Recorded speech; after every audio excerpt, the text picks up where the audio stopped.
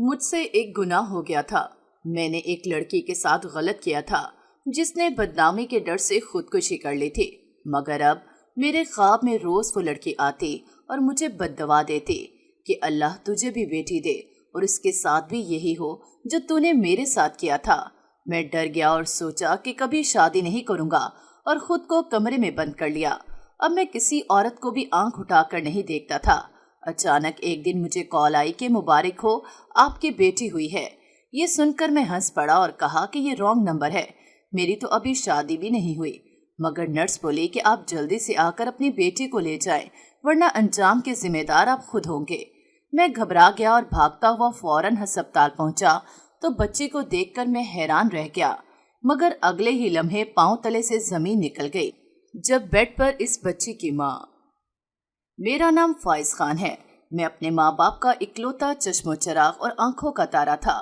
نہ صرف ماں باپ بلکہ پورا خاندان میرے صدقے واری چاہتا تھا، کیونکہ میرے تایا اور تائی تو اپنی شادی کے کچھ ہی عرصے بعد ہی وفات پا گئے تھے اور نہ کوئی چچا اور پھپھو تھی۔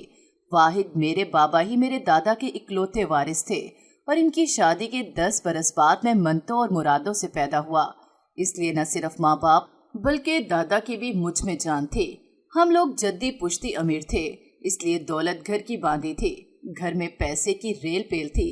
پیسے کے حوالے سے کبھی کوئی کمی کا سامنا نہیں کرنا پڑا، اس لیے میری پرورش نہایت ناز و نم سے ہوئی۔ میری کبھی کسی خواہش کو رد نہیں کیا گیا، ہر چیز مانگنے سے پہلے ہی دے دی گئی، اور اس وجہ سے میں بے حد ضدی ہو گیا تھا۔ پڑھائی میں میرے نمبر بھی ہمیشہ کم آتے تھے، مگر گھر والے کہتے کہ اس نے کیا کرنا ہے، بڑے ہو کر خاندانی بزنس کو ہی سنبھالنا ہے۔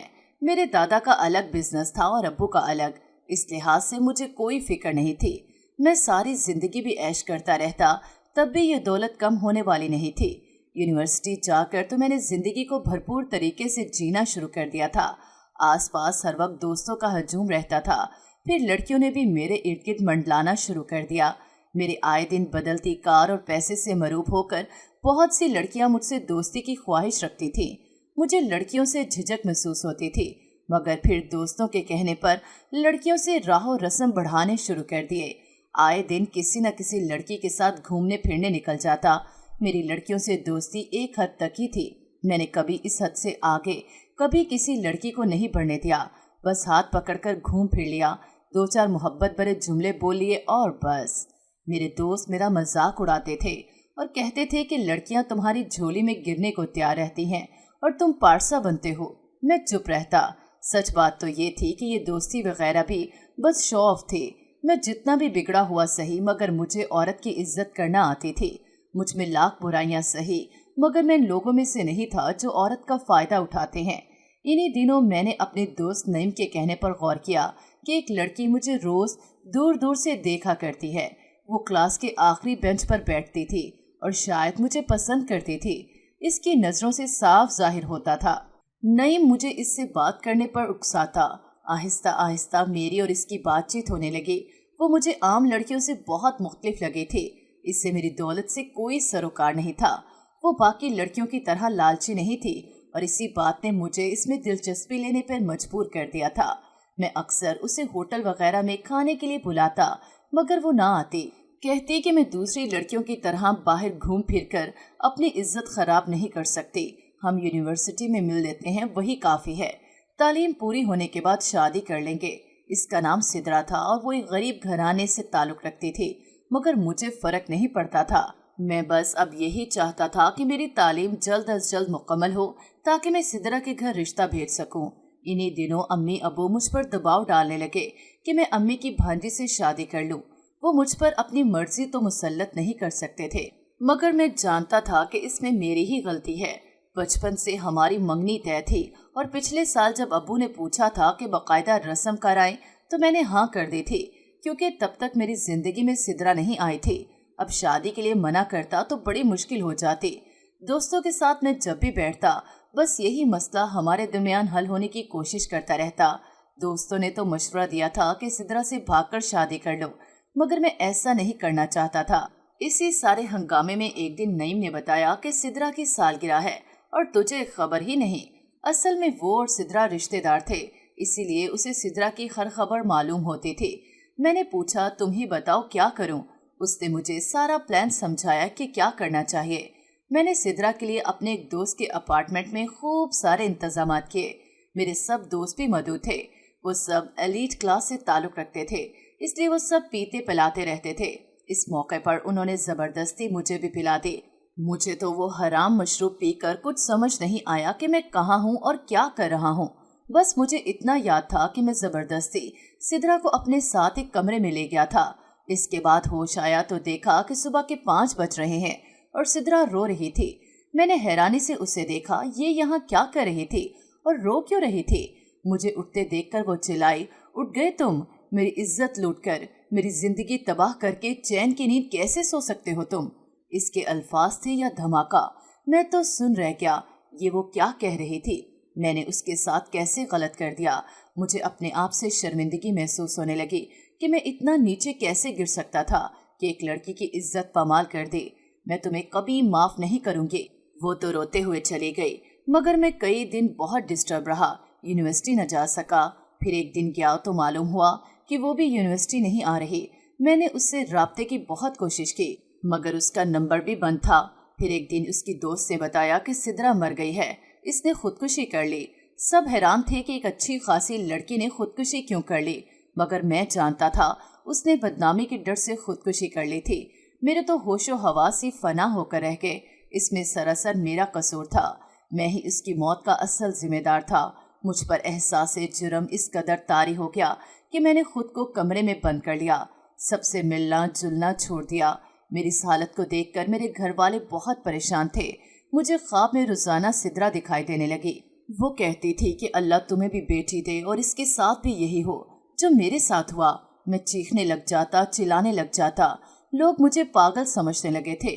میری منگیتر کے گھر والوں نے رشتے سے انکار کر دیا۔ 2 مہینے کہیں جا کر میری طبیعت ٹھیک ہونا شروع ہوئی، لیکن میں نے اب فیصلہ کر لیا تھا کہ کبھی شادی نہیں کروں گا۔ یہ نہ ہو کہ کل کو میری بیٹی کے ساتھ بھی وہی ہو، کہیں میری سزا اسے مل گئی تو۔ اس وجہ سے میں نے شادی سے منع کر دیا۔ میں اپنے شہر کو چھوڑ کر مری آ گیا اور وہاں دادا کا بزنس سنبھالنے لگا۔ سدرا والے واقعے کو 7 ماہ گزر چکے تھے اور میں اب بھی پچھتاتا تھا کہ میں نے وہ گناہ کیوں کر دیا۔ میں رو رو کر اللہ سے معافی مانگتا تھا۔ میرا سوائے اپنے گھر والوں کے کسی سے رابطہ نہیں تھا۔ اس واقعے کے بعد سے میں اس قدر بدل چکا تھا کہ اب نظر اٹھا کر بھی کسی لڑکی کو نہیں دیکھتا تھا۔ سدرا اب بھی میرے کبھی کبھی خواب میں آتی تھی، مگر اب میں پہلے کی طرح چیختا نہیں تھا، بلکہ جاگتے ہی اللہ سے معافی مانگ لیتا تھا۔ میں کبھی کبھی بہت حیران بھی ہوتا تھا کہ میں نے کیسے اتنا بڑا گناہ کر دیا کہ اپنی ہی نظروں میں گر گیا۔ میں یوں ہی زندگی گزارنے لگا۔ اماں اور ابا اکثر مجھے شادی کا کہتے، مگر میں انکار کر دیتا۔ اتنا شکر تھا کہ میرے قریبی دوستوں میں سے بھی کسی کو میری حقیقت کا علم نہیں تھا، ورنہ سب کے سامنے میری کیا عزت رہ جاتی۔ ایک دن مری کے مال روڈ پر میں ایک کام سے گیا تھا۔ ان دنوں وہاں بہت رش تھا۔ کچھ لڑکیوں کا گروپ میرے قریب سے باتیں کرتے ہوئے گزرا تو جانے کیوں مجھے سدرا کی آواز کا گمان ہوا۔ میں نے فوراً پلٹ کر دیکھا تو واقعی میں وہ لڑکی سدرا ہی تھی۔ میں نے بے اختیار اسے آواز دی، پھر میں بھاگتا ہوا اس جانب گیا۔ وہ لڑکیاں کافی آگے نکل گئی تھیں۔ میں بڑی مشکل سے وہاں تک پہنچا، مگر جب ان سب کو غور سے دیکھا تو جھٹکا لگا کہ ان میں سے کوئی بھی سدرا نہیں تھی۔ میں نے اپنی بیوقوفی پر خود کو ڈانٹا کہ ایسے بھلا کیسے ہو سکتا ہے، وہ تو اس دنیا سے جا چکی تھی۔ لیکن میں کیا جانتا تھا کہ ابھی میری زندگی میں بہت کچھ ہونا باقی ہے۔ ایک دن میں دفتر میں کام کر رہا تھا کہ اچانک ایک کال آئی۔ میں نے دیکھا کہ نمبر انجان ہے تو کال پک نہ کی، مگر مسلسل بجتی بیل سے تنگ آ کر میں نے کال پک کی تو دوسری جانب سے ایک لڑکی کی آواز آئی کہ میں سٹی ہسپتال سے نرس بات کر رہی ہوں، آپ کو بہت مبارک ہو، آپ کو بیٹی ہوئی ہے، جلدی سے سب کام چھوڑیے اور ہسپتال آ کر منہ میٹھا کروائیں۔ اس نرس کی بات سن کر میں ہنس پڑا اور کہنے لگا، محترمہ یہ رانگ نمبر ہے، آپ نے شاید کسی اور کو کال ملانی تھی، مجھے غلطی سے ملا دی۔ کہنے لگی، میں نے درست نمبر پر ہی کال کی ہے، بچے کی ماں نے خود یہ نمبر دیا ہے اور کہا ہے کہ رابطہ کر کے اطلاع دے دو۔ میں نے تحمل سے کہا، محترمہ میری تو ابھی شادی بھی نہیں ہوئی، میری بیٹی کیسے پیدا ہو سکتی ہے؟ وہ نرس کہنے لگی کہ آپ کا نام فائز خان ہے نا؟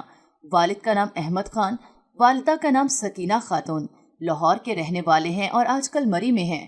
میں تو اپنے بارے میں اس کی اتنی درست معلومات سن کر ہکا بکا ہی رہ گیا۔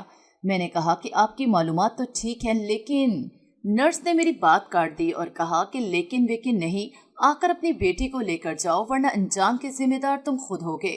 ہسپتال کا ایڈریس دیکھا تو وہ اسلام آباد کا تھا۔ سوچا جاؤں کہ نہ جاؤں، مگر پھر تجسس کے پیش نظر جلدی سے گاڑی میں بیٹھا اور ہسپتال کی جانب چل دیا۔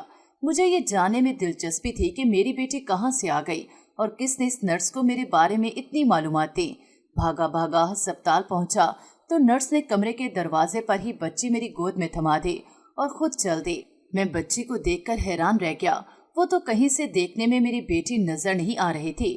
اسی پل میری نظر بیڈ پر لیٹی لڑکی پر پڑی تو میرے قدموں تلے سے زمین نکل گئی۔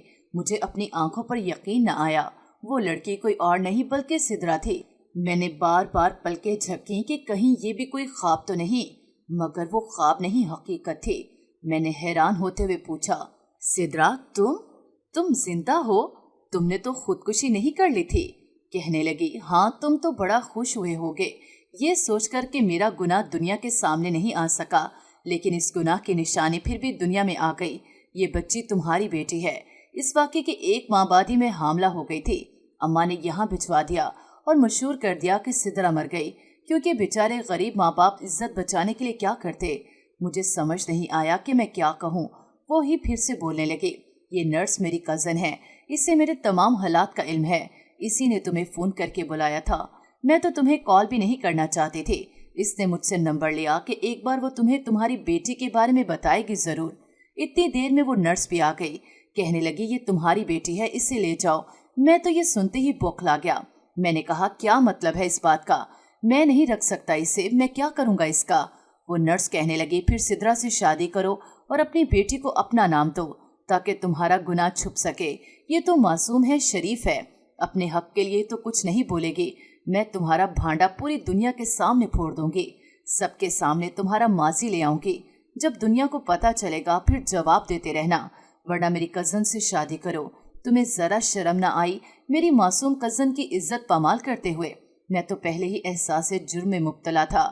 اس کی باتیں سن کر ڈر گیا۔ ان مہینوں میں میری بہت اچھی عزت بن گئی تھی یہاں۔ میں نے کہا کہ اتنی جلدی والدین کو بتائے بغیر؟ کہنے لگی، ہاں کل ہی کرنا ہوگا تمہیں نکاح، زیادہ وقت نہیں ہے ہمارے پاس۔ ہم دنیا کو اس بچے کے بارے میں کیا جواب دیں گے؟ اس سارے عرصے کے دوران سدرا بالکل خاموش رہی تھی۔ اسے تو سمجھنا چاہیے تھا، مجھے اس کی خاموشی چبھ رہی تھی۔ کچھ تو کہتی، لیکن وہی بات کہ قصور میرا ہی تھا، اس لیے اب معافی کا آخری حل یہی تھا۔ میں نے سوچا کہ امی بابا کو بعد میں بتا دوں گا، اگر ابھی ان کے سامنے بیوی اور بچی کو لے کر گیا تو جانے کیا حال ہو۔ نکاح کے وقت حق مہر کی بات آئی تو پھر سے اس کی کزن بولی، 10 تولے سونا اور اپنا مری والا گھر لکھو سدرا کے نام تاکہ یہ سیکیور ہو سکے۔ مجھے کیا اعتراض ہو سکتا تھا، لیکن یہ سب کچھ بہت عجیب لگا، کیونکہ ایک ہی دن میں اس کے ماں باپ بھی آ چکے تھے اور انہوں نے میرا بالکل دمادوں والا استقبال کیا تھا۔ میری طرف سے میرے دفتر کے 2-4 کولیگ تھے بس۔ نکاح کے وقت ایک کولیگ نے کہا کہ یار ابھی بھی سوچ لے، عجیب لوگ لگ رہے ہیں، لالچی سے۔ میں اب اسے کیا بتاتا کہ یہ لالچ نہیں تھا، ان لوگوں کو اپنی بیٹی کا تحفظ چاہیے تھا۔ میں جو ان کی عزت کے ساتھ کر چکا تھا، اب اس کے علاوہ میرے پاس اور کوئی چارہ نہیں تھا کہ ان کی ہر بات پر آمین کہتا۔ میں تو اس بات پر بھی شکر ادا کر رہا تھا کہ اس کے گھر والوں نے مجھے کچھ کہا نہیں۔ نکاح ہوا اور سدرا رخصت ہو کر میرے گھر آ گئی۔ جانے کیوں مگر وہ مجھے خوش نہ لگی۔ ہماری بیٹی ابھی ہمارے ساتھ نہیں آئی تھی۔ سدرا سے پوچھا تو لاپرواہی سے کہنے لگی، آ جائے گی کچھ دنوں تک۔ مجھے اس کا رویہ بالکل سمجھ نہیں آ رہا تھا کہ مائیں تو اپنے بچوں کو لے کر بہت ٹینشن لیتی ہیں۔ شادی کے 2 دن بعد ہی کہنے لگی کہ میرا حق مہر دو تاکہ میں اپنے گھر والوں کی تسلی کروا سکوں۔ میں نے کچھ دنوں تک اسے گھر کے کاغذ اور 10 تولہ سونا دے دیا۔ 2 دن اور گزر گئے تو میں نے کہا کہ اب اپنی بیٹی کو تو لے آتے ہیں۔ وہ غصہ ہو گئی، کہنے لگی، رہنے دو اسے وہیں، مجھے نہیں لانا اسے اپنے پاس، مجھے تو تم سے شادی بھی نہیں کرنی تھی، جانے کیوں ہو گئی۔ اس پل وہ مجھے اپنے ہوش میں نہ لگی۔ مجھے پھر سے میرا گناہ یاد آ گیا۔ میں نے جتنا غلط اس کے ساتھ کیا تھا اس سے مجھ سے نفرت ہی کرنی چاہیے تھی، لیکن وہ ہماری بیٹی کیوں نہیں لا رہی تھی۔ ایک دن میں خود اس کی کزن کے گھر جا کر اپنی بیٹی کو لے آیا۔ سدرا کا منہ بن گیا، جانے کیوں وہ بچی کو پسند نہیں کرتی تھی۔ آئے دن بس اس کا ایک ہی تقاضا ہوتا تھا کہ مجھے اپنے ماں باپ سے ملواؤ۔ यहाँ से ले जाओ, मगर इतनी जल्दी मैं ये सब नहीं कर सकता था। मसला सिद्रा का नहीं था, इस बच्ची का था। बच्ची का मैं क्या जवाब देता। वो कहने लगी, हम उन्हें अपनी बेटी का बताएंगे ही नहीं, बेटी को यहीं छोड़ जाते हैं। जाने उसे क्या हो गया था, अब वो पहले जैसी सिद्रा लगती ही ना थी। मुझे उसकी हरकतें अजीब लगती थीं। वो ज्यादातर वक्त अपने मैके यानी अपनी इस कजन के घर गुजारती। एक दिन मैं उसे लेने गया तो उसको और उसकी कजन को अपने बारे में बात करते सुना। उसकी कजन कह रही थी कि तेरा शौहर इतना अमीर है, इससे मुट्ठी में रख, उससे मुंह फुलाए क्यों घूमती है। सिद्रा कुछ जवाब देने ही लगी थी कि मुझे देखकर चुप हो गई। मैंने भी जाहिर किया कि मैंने कुछ नहीं सुना। बच्ची को वो फिर वहीं छोड़ना चाह रही थी, मगर मैं जबरदस्ती साथ ले आया। वो बच्ची को हाथ भी नहीं लगाती थी। कुछ दिनों बाद मैं अपने कागज ढूंढ रहा था तो मुझे ख्याल आया कि घर के कागजात इधर नहीं हैं। मैंने सिद्रा से पूछा तो वो घबरा गई, कहने लगी मुझे नहीं पता। फिर थोड़ी देर बाद कहने लगी, मैंने अपने लॉकर में संभाल कर रखे हैं, कागज भी और जेवर भी। मुझे शक हुआ तो अगले दिन उसकी गैर मौजूदगी में देखा तो उसका लॉकर खाली था। पहले तो सोचा कि इससे पूछूं, मगर फिर चुप कर गया। मैं हरगिज भी कुछ उल्टा सीधा नहीं सोचना चाहता था। इस दिन मैं सिद्रा को बता कर गया था कि मैं काम से लेट आऊंगा, लेकिन मीटिंग कैंसिल हो गई तो जल्दी आ गया। कमरे के दरवाजे पर ही उसकी आवाज सुनाई दी। वो फोन पर लगी कह रही थी, अपनी बच्ची लेकर जाओ फौजिया, मुझसे नहीं पाली जाती, मेरी बच्ची थोड़ी है, मैं क्यों रखूं पास। ये सुनकर मेरे सर पर क़यामत टूट पड़ी। इसी बच्चे की वजह से तो हम दोनों का निकाह हुआ था। इसकी बातें अभी भी जारी थीं। वो कह रही थी कि तुम लोगों ने जो कहा मैंने वैसा ही किया। फाइज से शादी का कहा कर ली, सोना भी तुम लोगों को ला दिया, घर के कागज भी दे दिए, अब और क्या करूं। तुम लोगों का लालच ही खत्म नहीं हो रहा। इस बेचारे को तो ये भी नहीं पता कि इसने तो मेरे साथ कुछ गलत किया ही नहीं, वो सब भी तुम लोगों का ही प्लान था। इतना सब सुनकर मेरा दिमाग घूम गया, मेरी बर्दाश्त से बाहर हो गया। इतना बड़ा धोखा। मैं आज तक इस गुनाह को पछताता रहा जो मैंने किया ही नहीं था। मैंने धाड़ के साथ दरवाजा खोला। मुझे गुस्से में देखकर उसके हाथ से मोबाइल नीचे गिर गया। इसकी रंगत फक हो गई। वो कुछ कहने ही लगी कि मैंने कहा कि बस कुछ मत कहना, मैंने सब सुन लिया है, तुमने बहुत दुख दिया मुझे। हालांकि मैंने सच्चे दिल से मोहब्बत की थी तुमसे, लेकिन तुम इस काबिल ही नहीं थी। एक ही महीने में अपनी असलियत दिखा दी। निकल जाओ मेरे घर से अपनी छोटी बेटी समेत। वो रोने लगी और माफी मांगने लगी, मगर मैंने उसे निकाल दिया। 2 दिन बाद एक खत मुझे मौसूल हुआ जो सिद्रा ने लिखा था। मैं चाहते हुए भी पढ़ने लगा। मैं जानती हूँ कि आप मुझसे शदीद नफरत करने लगे हैं, मगर कुछ है जो आप नहीं जानते। ये सारा खेल यूनिवर्सिटी के जमाने से शुरू हुआ था। आपके दोस्तों में से एक लड़का नईम भी था। वो मेरा मंगेतर था और हम शुरू से एक ही घर में इकट्ठे रहते थे। हम लोग इतने अमीर नहीं थे, मगर नईम ने हमेशा खुद को अमीर जाहिर किया। उसी ने मुझे आपको फंसाने के लिए कहा था ताकि मैं आपसे शादी कर लूं और सारी दौलत अपने नाम करवा के खुला ले लूं। मगर मैं आपको दिल से पसंद करने लगी थी। जब आपकी शादी की बात आपकी कजन से चल रही थी तो उसको लगा कि हमारा प्लान फेल हो जाएगा, इसलिए उसने आपको मेरी सालगिरह मनाने का प्लान दिया और वहां जानबूझकर वो मशरूब आपको पिला दिया जिससे आप होशो हवास से बेगाना हो गए। सुबह मैं कमरे में गई और वहां जाकर प्लान के मुताबिक रोने लगी कि मेरे साथ बहुत गलत हुआ है। इस सारे प्लान में हम दोनों के घर वाले भी शामिल थे। हालांकि मैं इस हद तक नहीं जाना चाहती थी, मगर मेरे घर वाले चाहते थे कि मैं मीडिया के सामने जाऊं और अपने आप की इज्जत का तमाशा लगवाऊं, मगर मैं ऐसा नहीं चाहती थी। इसलिए वहां से भागकर इस्लामाबाद अपनी एक सहेली के पास चली गई। मेरे पास और कोई रास्ता नहीं था, इसलिए मैंने अपनी दोस्त को कहा कि यूनिवर्सिटी में कह देना कि मैं मर गई हूँ। नईम ने अपने से लगाकर कह दिया कि उसने खुदकुशी कर ली। फिर कई महीने गुजर गए। मेरे माँ बाप कहने लगे कि वापस आ जाओ, अब तुमसे कुछ नहीं कहते, मगर यहाँ मेरी जॉब लग गई थी, इसलिए मैंने इनकार कर दिया। मगर मुझे क्या पता था कि वो इतना बड़ा प्लान बना रहे हैं। उन्होंने मेरी खुदकुशी की खबर जानबूझकर आपको दी ताकि आपको गिल्ट में मुब्तला किया जा सके, ताकि जब दोबारा आपके सामने मुझे लाया जाता तो इस तरह कि आपको घेर लिया जाता कि शादी के सिवा और कोई चारा न रहता। मेरी बहन हामला थी। जिस दिन उसका बच्चा हुआ उसी दिन मुझे मजबूर किया कि मैं नाटक करूं कि ये बच्ची मेरी है और हर सूरत आपसे शादी करूं, क्योंकि वो मरी में आपको देख चुके थे और तब से प्लान बना रहे थे।